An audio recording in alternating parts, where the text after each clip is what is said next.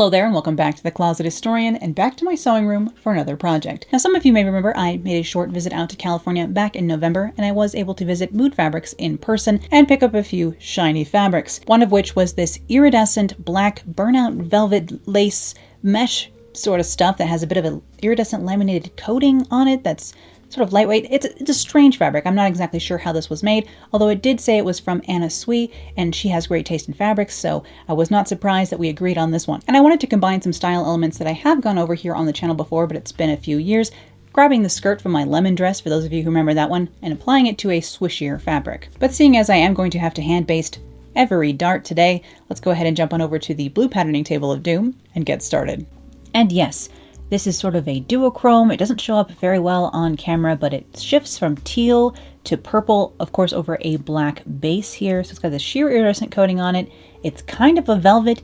It's kind of a mesh, lace, weirdness. It's very strange stuff and actually almost has a little bit more structure than I was kind of expecting once I really started to play with it here. So I wanted to come up with a design that I felt would show off the iridescence of this, but didn't need to be too flowy because this mesh backing on this is actually a little bit more on the structured side than I was originally expecting. So I'll be using that same sort of flounced skirt style that I used on that lemon dress ages ago, and I will be using a tulip sleeve on this one, but a bit of a larger, almost exaggerated tulip sleeve. I was inspired by these dresses I was seeing from Iridescent, which had this same sort of sleeve shape, although I think I need to make mine actually wider as opposed to narrowing it like a traditional tulip sleeve in the future, so hopefully I'll get closer on my next go. But I'll actually begin by drafting the sleeves today. So I've just grabbed my sleeve block pattern here, and I'm going to trace kind of the top half of that because these sleeves will only be around elbow length, so I can also ignore the elbow dart here. And because tulip sleeves, you do normally narrow those about a ½ inch, I'm going to go ahead and bring either side in that ½ inch to start. If you haven't seen my original tulip sleeve tutorial, I can put a card up to that here.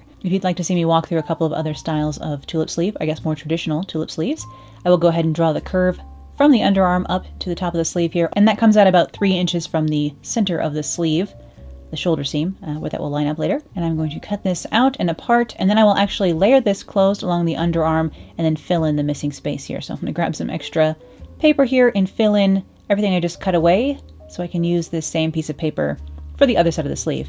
Now I'm going to align this along the underarm seam allowance here, just closing that up, and I will no longer need a seam here along the underarm. But yes, I'll extend my center front on this side again and kind of trace, like flip this side over and kind of trace the same sort of curve on the other side of my sleeve here, like so. Just trace the sleeve cap back in, kind of fill in the space that disappeared where this sleeve will overlap along the sleeve cap. This is the front and the back and the underarm, just labeling that for myself, and this is the center of my sleeve as well, so label that as I go ahead and cut this out. Now this is just a little layered tulip sleeve at this point. If I layered this closed, it would be have a smooth cap, but I do want a little bit of movement going on in these, a little bit of pleating like I saw in the Iridescent sleeves. So I'll come in 1.25 inches from either side and draw a curved line down into the hem of my sleeve. I'm going to open up 2 pleats on either side of this that kind of curve into the hem, and I drew the other pleat indication, I guess, from the center of my sleeve down. It's hard to explain exactly where I am on this, so just, you know, kind of reference the video as opposed to what I'm saying, because it's hard to explain where I'm at on this funny little shape of sleeve at this point.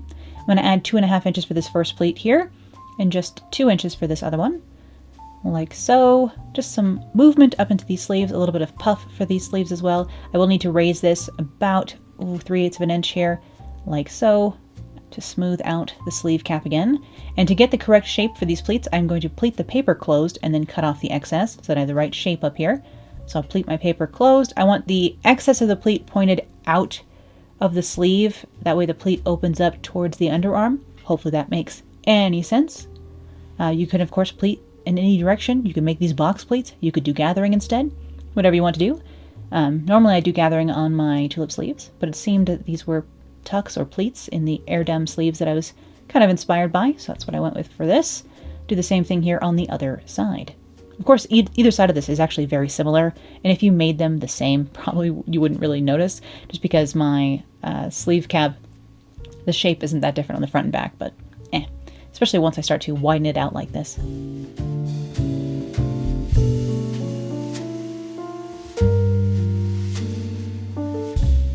And things were getting a little bit wonky down here, so let me just smooth that off. The sleeve did come out maybe a tiny bit long, I think. I could have gone about 1 inch shorter, but I wanted to err on the side of a little bit too long than too short, I guess. just for the exaggerated kind of, again, triangle-shaped look I was going for. I like the shoulders wider, and that helps whittle the waist. That's just the optical illusion I'm always going for, as we know. And I'll smooth off that cap by pleating the paper closed on the other side as well, tape down my floops, and I have my sort of Airedem-inspired droopy tulip sleeve, which should look like this in the end, only in fabric, of course. Go ahead and label that a little bit here, set that aside, and I can work on the rest of the pattern.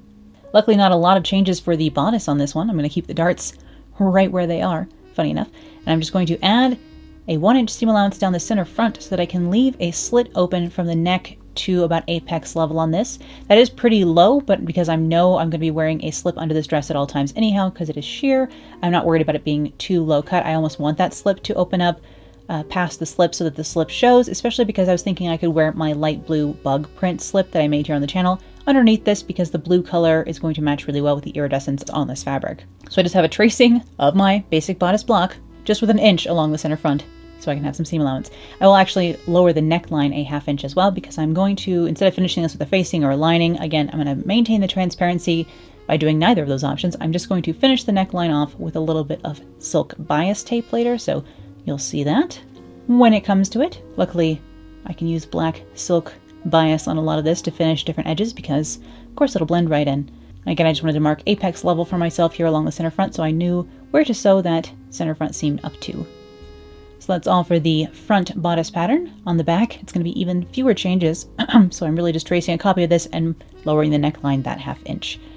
I probably have a copy of my bodice back kicking around here in the studio somewhere that I could have used, but I just traced a new one for today, just so I can put this into the correct envelope later. I have been getting a lot of questions. Actually, I've been asking questions for the Q&A, which I'll be filming soon here, but I have been having a lot of questions about how I store my patterns, but they all just do get folded up and put into Ziploc baggies. Usually I throw the sketch in there as well, or label the front of the bag with some Sharpie, and I just store those like almost like file folded in box storage bins, like, you know, all those bookcases that are all that square shape that all those bins fit in. They have them at IKEA, they have them at Target. It's a very common model of bookcase storage bin.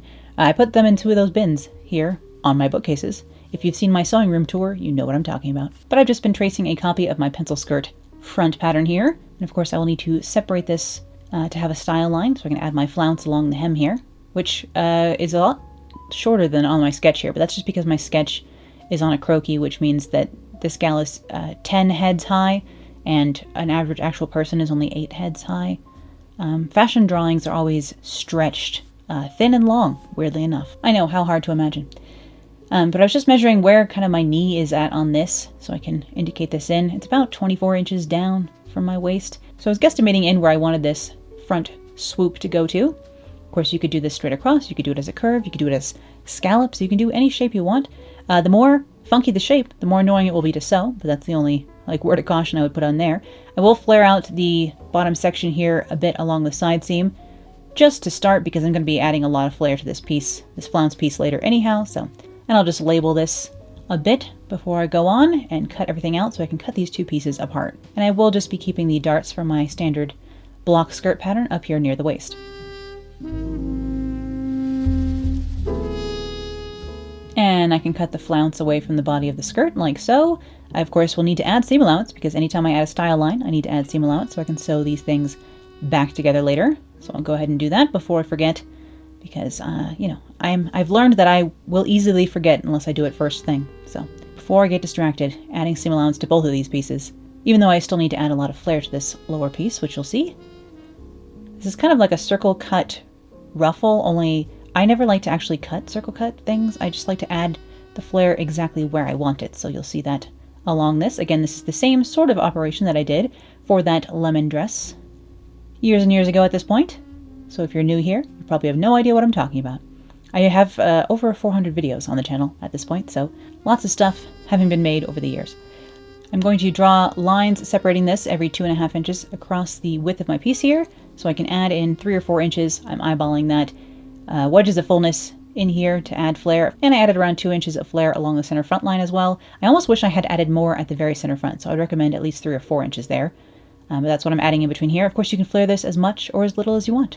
You don't even have to flare it at all, honestly, if you wanted to just keep it. I just add the style line for whatever particular reason, for color blocking reasons or anything like that. or to do like a different fabric on the lower part of the skirt and the upper part of the skirt. You don't have to add flare, but of course, it does make it flouncy and fun.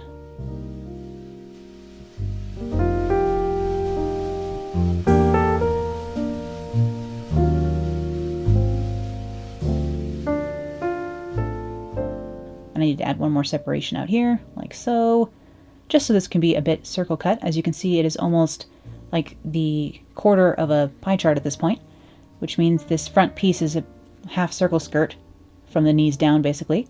A lot more flounced than the pencil skirt above it. And I'll tape down my floops, and you can get an idea of what that's going to look like when this is sewn back together.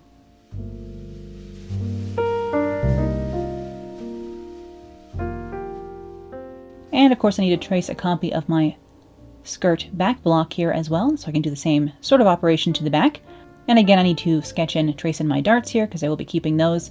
Even though it is, again, yeah, a little bit extra fun to sew darts in this fabric today. I kind of treated it like a velvet as opposed to treating it like a lace. If you'd like to see me sew darts in lace, which also required a little bit of basting, I actually have a video where I made a lace dress a couple of years ago where I walk through how I would sew darts in a lacy fabric, so I can link that in a card here as well. But today I'm going to be hand basting them, treating this more as a velvet than a lace, because it is somewhere in between. Just drawing in my style line for the back flounce here. I actually dipped the hem a little bit at the very center back as well, just so that the very center back of this dress is a tiny bit longer than the rest of the hem. I wasn't going to let this hem hang at all because this fabric doesn't really have bias, because the backing is more of like a knit mesh, but it doesn't stretch. So I guess it's more of a mesh than a knit. Again, I don't know how this fabric was made exactly. Not that I know how many fabrics are made, because I'm not a textile specialist. I'm just a textile admirer, as we know. But again, I'm going to add seam allowance along that style line here on the back skirt. Once I have that cut apart, make sure that the side seam on those skirt pieces still matches up. And then I need to add seam allowance on the back flounce as well, which you can see I'm forgetting here and just starting to flare instead. So let's hope I remember to put seam allowance on this. Maybe. This. There we go. See? I was so close to forgetting. That's why I try and do it first. Don't get distracted, Esposito. Thank you. To the surprise of absolutely no one, this dress will still have a center back zipper, by the way, so I am leaving my 1 inch of seam allowance down the center back. No one is surprised. And just like the front, I'm going to separate this across the width of the piece, 2.5 inches, every 2.5 inches, and then go ahead and start flaring this out. I did end up dipping this down a little bit more in the back, so the hem is even a little bit longer. I extended it about 1 inch to begin with, and then another maybe 1.5 inches, just to exaggerate the high-low factor of it all a tiny bit. It still will not be very noticeable on the finished garment, I think. I kind of wanted a longer midi length for this dress, something a little bit almost like The Vampire's Wife, if you know that dress brand. Something that's actually quite modern to have a midi length sometimes. And also it works well for like kind of 1930s if I wanted to style this in more that direction. Although the dress shape itself, I suppose, is kind of 50s-ish. This is a very take what you like from 1930 through 1960 and put it all together. It's not a very era-specific dress in the end. And here's my back flounce that will connect back onto the back skirt here like so. And I can go ahead and start laying this all out to cut it out. So I started grabbing this fabric. I grabbed 3 yards of this fabric, I believe, and it was nice and wide. We all know how I like a wide width fabric. But I was trying to figure out what the nap was on this, because again, it's got a bit of a velvety lace texture going on. So there's a almost damask print going on that I had to kind of be conscious of, but I almost was trying to be more conscious of the nap on this to figure out which way it felt the smoothest, so I could make sure all the pieces were cut out in the same direction, so that the iridescence laid the same direction and the velvet laid the same direction, and it felt nice while I was wearing it. Hopefully that makes sense. If you've ever worked with a velvet fabric, you know what I'm talking about when it comes to nap. So I actually ended up laying this all out flat on the basement floor, out in the soundstage area of the basement, as opposed to here in my studio, because I didn't have quite enough room here on the slightly modified blue patterning table of doom. Although this is actually a little bit bigger with this piece of wood sitting on top of it than it used to be, which has been quite convenient. One day all things will be explained, by the way. But once I have everything cut out, I can go ahead and mark my darts on this. I used a combination of tailor's chalk and white gel pen for this. When I have a more stubborn fabric that it's hard to mark things on, I usually turn to a gel pen. Especially something like this where it's going to be sheer. This gel pen, if this dress was ever washed or even just steaming it, the gel pen usually comes out. They probably make pens like this that are like milky chalk pens for sewing, but I haven't taken the time to look into it because this works just fine for me. You know, I'm not hyper picky. Again, if you're looking inside of my clothes, I have more questions than answers, and I won't be arguing about gel pen use. But to start with, I'm going to mark my darts and then pin those closed, and actually I will baste these with a really high contrast thread, that way I can see it easily later and remove it. I'm going to baste this quite close to the line, just outside of where my stitching line needs to be. That way this velvety lace stuff doesn't scooch and move around on me when I take this over to the machine and actually sew these darts for real. And of course I do have 4 darts on the front, 2 on the back bodice, and then 4 for each the front and back of the skirt as well, so plenty of darts to sew today. So I have a lot of marking to do, and then I'll show you that basting.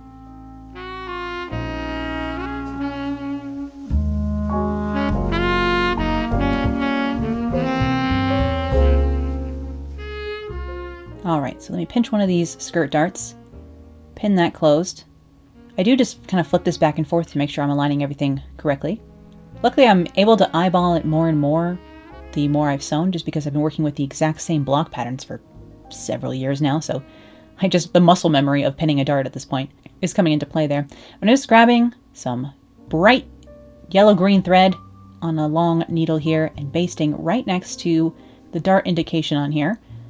So I can stitch really close here. It's only about, it's less than 1/4 of an inch. It's probably like 1/8 of an inch away from where my actual stitching line needs to be. And I'll just pull all this basting out once the darts are sewn.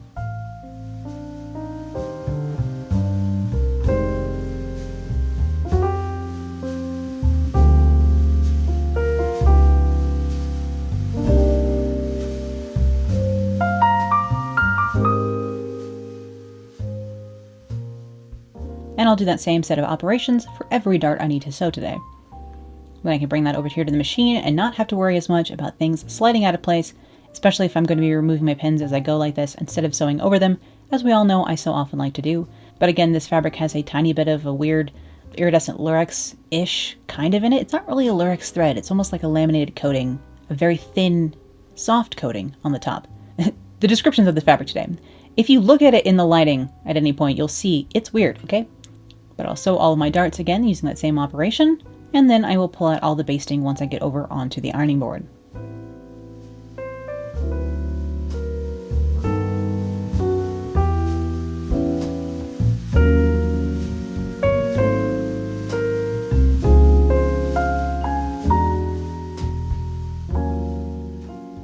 I did start and stop with a back stitch, and that's why this basting stayed put, which is nice. So I just need to really kind of loosen those up, and then the rest I can pull out because the rest is just a running stitch. Now that my darts are sewn, I can of course give those a press. It was hard to know exactly what settings to use for this. I mean, I'm sure it's a polyester or some kind of thermoplastic fiber, but I genuinely have no idea. It could be a rayon blend. I do not remember what the label said at Mood. It's too many months ago now. But I'll give all of my darts a quick press here before I actually ran a test piece of this fabric through the serger to see if it could handle it, and decided to go ahead and serge my raw edges so that all of this would be contained. Again, it's not like it's going to really fray because it's on almost a mesh backing, like that doesn't fray, like a knit doesn't fray. Is it a woven fabric? It's like a woven velvet on top of a non-woven base. So again, every step of the process I was kind of reevaluating exactly what the fabric needed. I let the fabric tell me what it wanted, you know? It was a very esoteric kind of experience, as close to spirituality as I get, letting the fabric tell me what it needs. But I can go ahead and start putting my skirt pieces together, so I'm pinning the back flounce pieces onto the back skirt pieces here, now that all my skirt darts are sewn and ready to go. And this is a convex to concave curve, like doing a princess seam, for example, but in this fabric it was no trouble pinning these curves, luckily. For the front curve, because I do have this sharp point in the middle, I'm going to sew one side to that center point, and then put a snip into this point so that I can kind of manipulate the other side into place. So I'll just pin and sew one side at a time here. So I'll do this one side first, and you'll see what I mean as we go along, hopefully. I need to put a clip here before I can swing this over, and I decided to just sew this first halfway and see how it went, and then reevaluate the situation once I came to the center. But just 1/2 inch seam allowance as usual over here on the machine with some black Gutermann all-purpose thread, as usual over here on the 99K.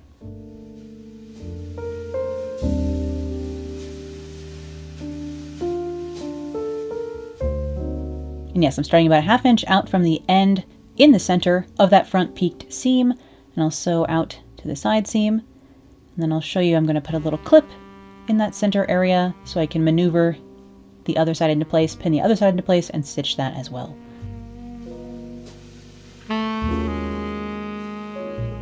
Alright, so I just need to put a little clip here. I kind of need to clip this corner off, basically. Like so that I can move this. It's really hard to see what I'm doing in this fabric. I apologize. Again, check out the lemons dress video if you'd like to see me do another skirt like this one. But then I can freely pin this other side a little bit more easily.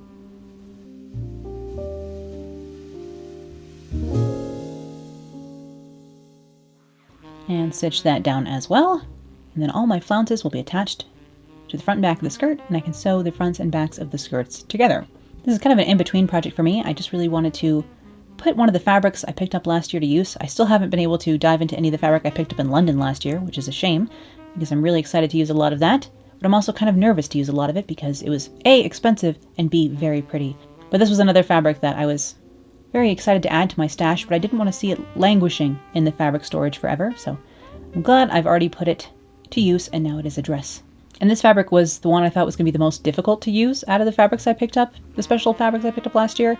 So I, for some reason, decided to get this one out of the way first. It wasn't nearly as bad as I was expecting. I thought that this was on a woven base, and because it is this non-fraying mesh that it's on, it was actually a lot easier to work with than I was expecting. But I will go ahead and clip my curves on these flounce pieces, and then run these back through the machine for a little bit of edge stitching here, just to help hold that seam allowance all pointed down into the flounce, just so that my seams feel a bit cleaner along the inside. And luckily, stitching on the outside of this absolutely disappears into the texture of this fabric because it is so visually textured and also actually textured with the velvet lace iridescence going on. And once I have both the front and the back edge stitched like that, I can go ahead and line up my side seams, matching up the seam of the flounce first, down here at like knee level. Again, I like to pin an anchor point and then pin in between. So I'll match up any of my style lines and then pin the rest of the seam.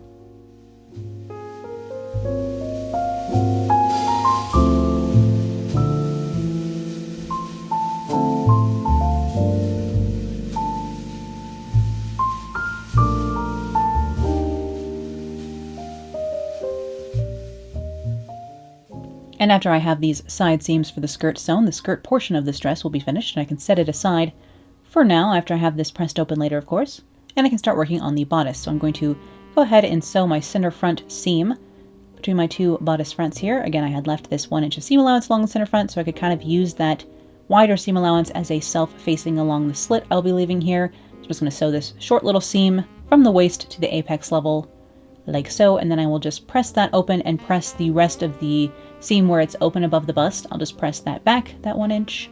So it kind of just self-faces this little slit here. I was going to leave this just as is, but because you can't see stitching in this, I decided to make sure it stayed exactly where I wanted it by doing edge stitching along the seam once again. So it's kind of top stitching where the seam is sewn and then edge stitching along the rest of this where it is open. But I'll take this over to the machine and show you what I mean. So I'm going to basically top stitch along my seam here from the waist up towards the neckline. And then once the seam stops and I'm just along the edge, I'll just stitch along the edge, keeping that same distance, about 1/8 of an inch out from the edge here, like so. And I'll do both sides that same way, just adding the stitching in so that my center front stays nice and smooth.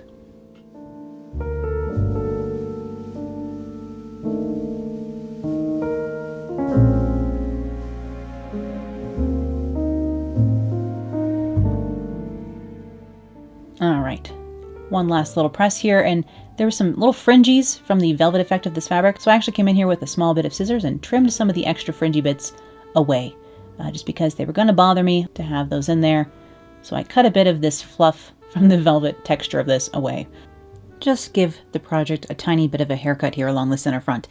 But with that center front closed up, I can now go ahead and sew the rest of the bodice together. So I will line up my side seams here, my shoulder seams as well, and sew the big four, as it were, here, the side seams and shoulder seams. And after I have these together, I can go ahead and finish off the neckline. So I'll show you what I'm going to do with that. And you'll notice that even though I began this project today by pattern drafting the sleeve, I have not done anything with the sleeves yet so far here in fabric. So I will have to figure out exactly how I want to finish the hem on those before I put those together. I'm actually going to set the sleeves into this project and finish that armscye / sleeve cap seam last today. So I'll be saving the best for last, as it were. But before then I can sew up these side seams, shoulder seams, get this bodice together and ready to go.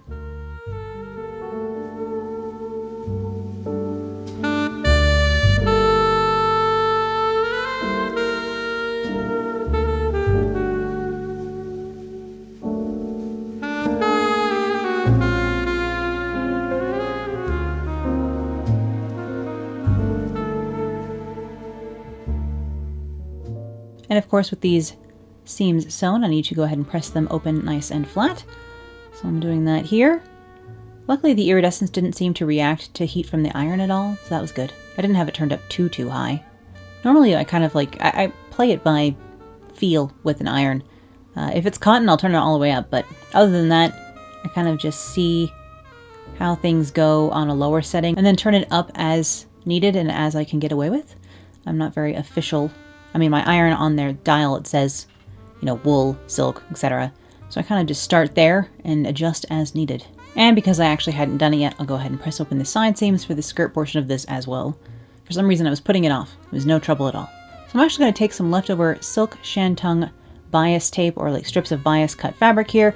I actually cut this down from 2 inches to 1.5 inches and then press that into double fold bias tape here that I can use to actually encase my neckline. You'll remember that I lowered this neckline from my standard highest neckline of my block.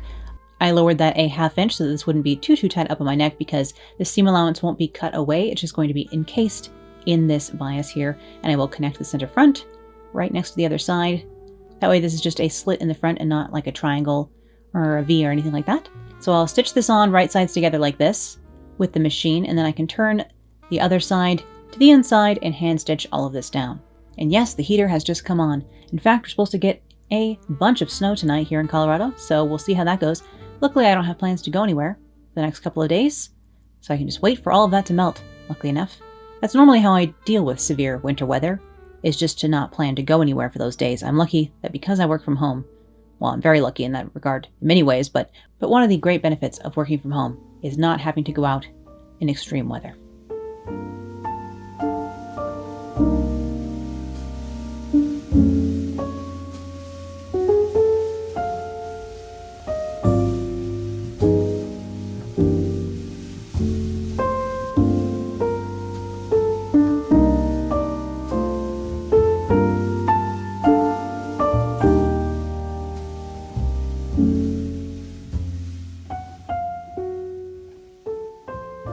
But yes, pins out.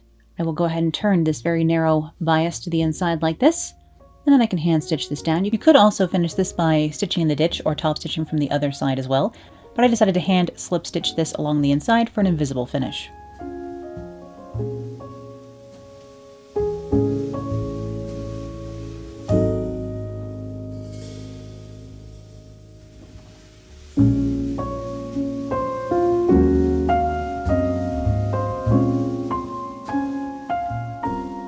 And this is what that looked like once I had done that. And again, it's time to almost start thinking about those sleeves, right? Nah, surely we can get away with doing a little bit more before then. Who doesn't want to do a zipper first? I don't know why I thought the zipper would be more fun than the sleeves, but past me, you know, she does what she wants. So I'm going to go ahead and line up the waistline of the bodice with the waistline of the skirt here, matching up the center front and the side seams and the darts, so that I can sew these two bits together and form a dress.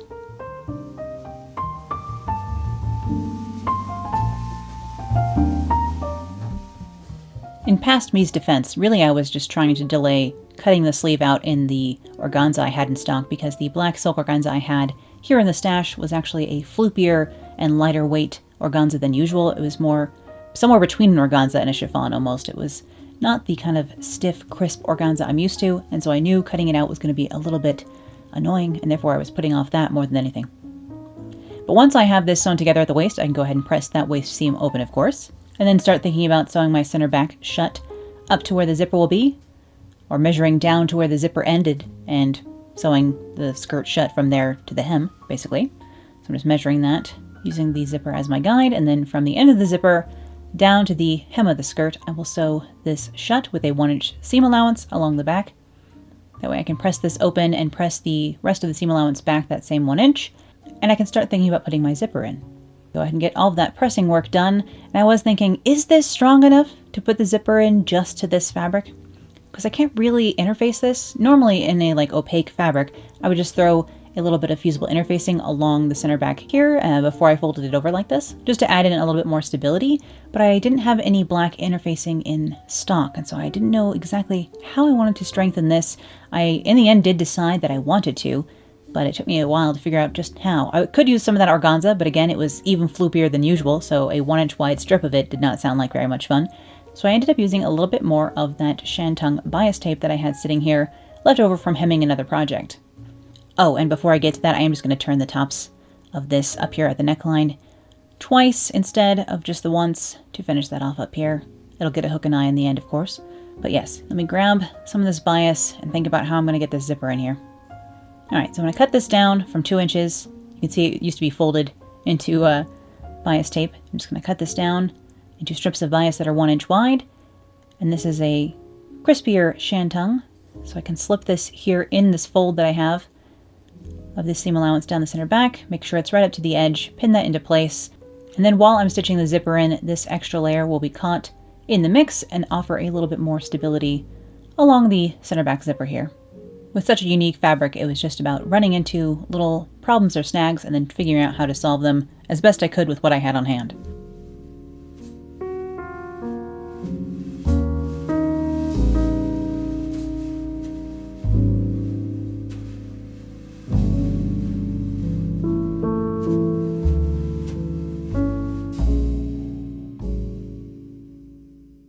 I am going to do a lapped zipper as always, but today I am going to go ahead and hand stitch this buddy just because, again, this fabric is, say it with me, strange.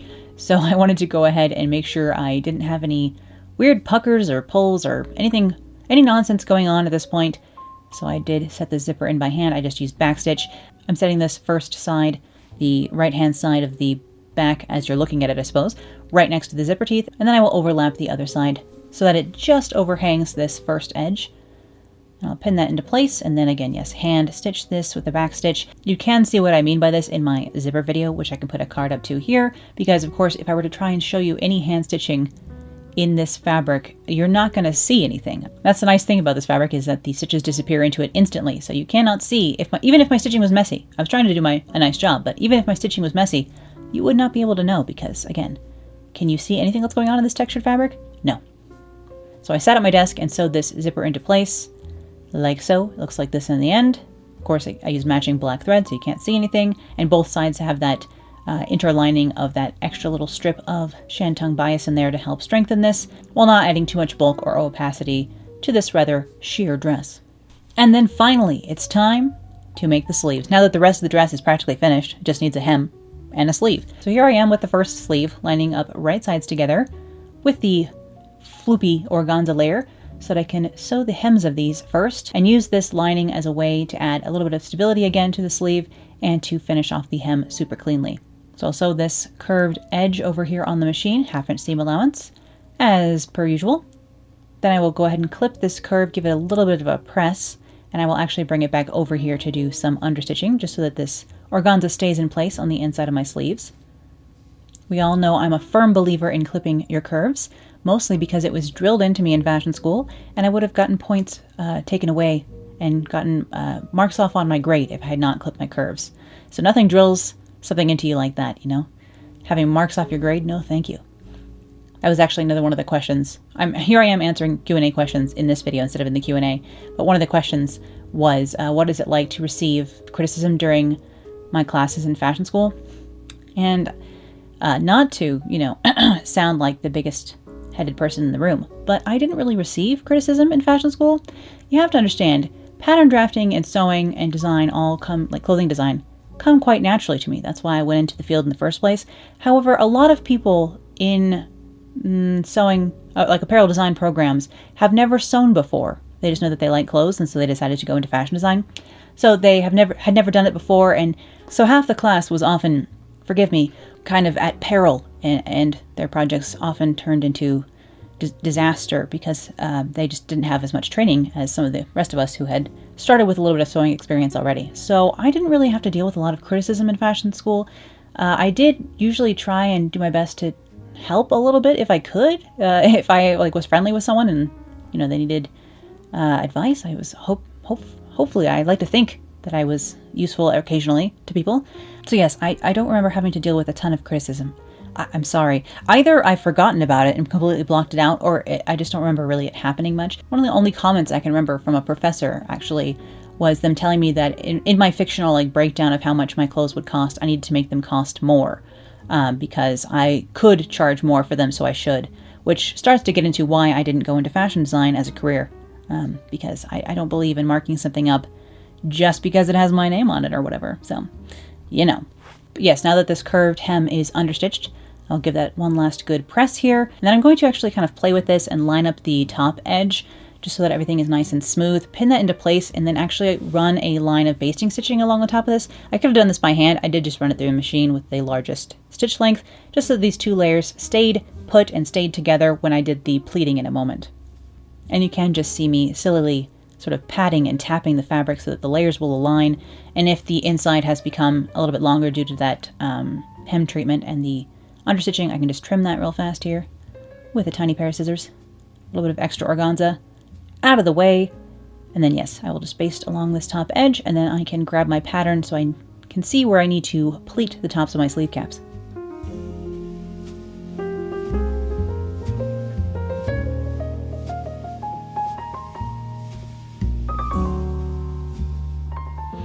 All right, pattern retrieved. Go ahead and put a pin along the center so I can line those up later because I'll need to overlap them.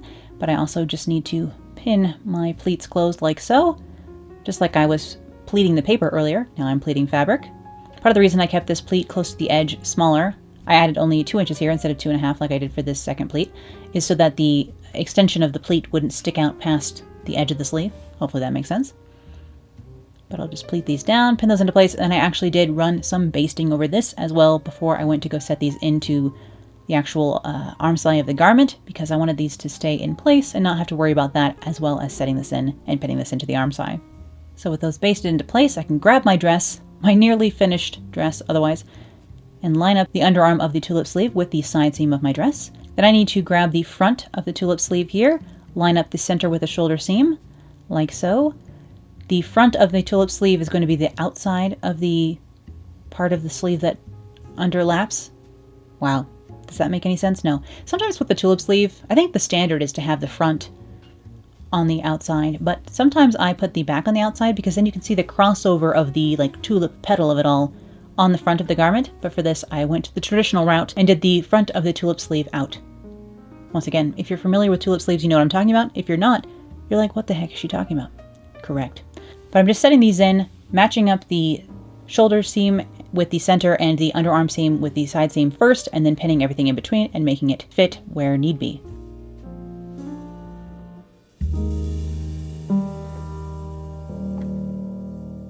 Then I can bring that over to the machine and go ahead and set my sleeve into place, taking my time, trying to make sure that nothing else is getting puckered or pinched where it shouldn't be, because this is definitely the sort of fabric you do not want to try and do any seam ripping in, especially because of that mesh. It's really hard to even see the thread. It kind of like melds right into this fabric once it's in there, so I did not want to have to do this twice.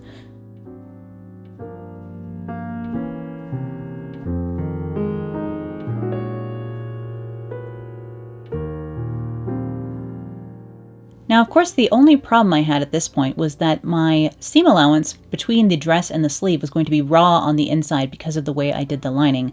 So I wanted to go ahead and encase that somehow, because it was going to be itchy otherwise, especially with the ends of that organza poking me in my underarm and stuff. So actually, once again, the Shantung bias tape comes to the rescue, and I grabbed a strip of that and I clipped this seam allowance and encased it on like the sleeve side. So I pushed it all towards the sleeve edge as opposed to towards the bodice. Pushed all the seam allowance out, ironed it down, and then I hand stitched a strip of bias tape to cover all of this along the inside of the sleeve. So I'm going to slip stitch the finished edge of this bias onto the arm side seam here just to cover that up, and then the outside edge of the bias, which is again a folded edge, is going to be lightly catch stitched down to the organza layer inside the sleeve just to keep everything nice and smooth and make sure that nothing is itchy against my arm once it is in this sleeve. Hopefully you understand what I mean. This was just my solution to how to fix this one. If this didn't have pleats at the sleeve cap, I could have turned the lining in on itself, as you've probably seen me do in fully lined garments before. But because the sleeve was lined and nothing else, and because I had those pleats in the way and therefore treated it as kind of flat lined along the arm side for the sleeve seam itself, this was just my make it work solution. And once I had the bias at the sleeve finished, again, it looked like this. And that catch stitch along the outer edge here just allows a little bit more flexibility and movement, which is good in a sleeve because, of course, sometimes you need to move your arms. It happens. And once again, at this point, it will be no surprise that I did use this same silk bias tape to finish the hem at the bottom of the dress as well. It is rather a curved hem, so I would have used bias no matter what. And I had used this stuff in several places for this project at this point, so I used it to finish the hem along the bottom as well.